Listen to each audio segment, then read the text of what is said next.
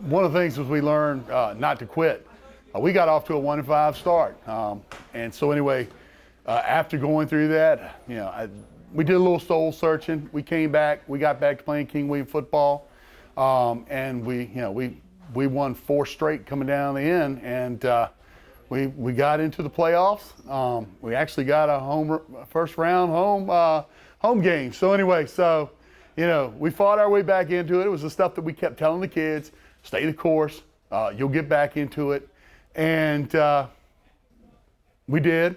And I think that's going to help us because a lot of them are the same kids. We lost a lot on the offensive and defensive lines, but our running backs back, our quarterbacks back. We have very talented, skilled guys. All of our receivers are back. We're missing Marty Braxton, of course, but we've got most of our receiving corps back. But most of those skilled guys are back, and they matured a lot. They're all seniors, and they're excited about the season. I'm excited about the season. Our assistant coaches are excited about the season, so we're just ready to get it going and get ready to play. We went back to some of our old school stuff. We lined up in the single wing a little bit, and we pounded. So I guess I can credit Roger Brooks for that. But anyway, sometimes you have to go back to go forward.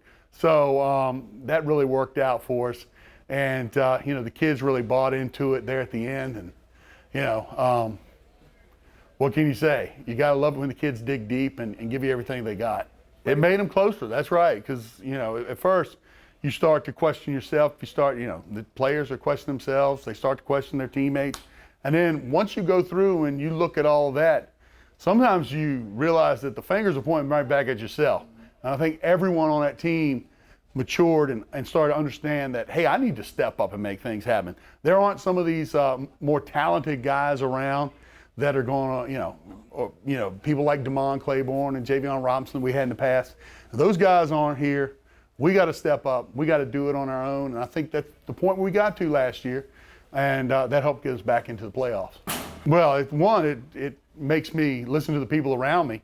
You can't always say, hey, it's my way or the highway. You listen to what people tell you because you have good assistants and you listen to them. I mean, why would you have them around if you're not going to listen to them? And we had some new ideas come in, which actually turned out to be older ideas that we brought back. But hey, it's what was needed at the time.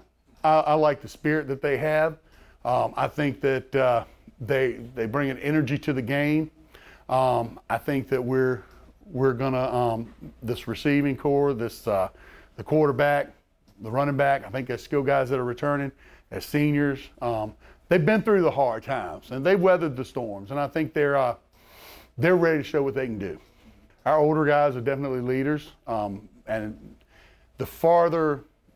how far we go is going to depend on how much they step up and lead. So anyway, that's one of the things that we've got to keep working on. We got a good group to work with. So I don't like to put a number on it because always a successful season, making the playoffs. All right, that's always a goal.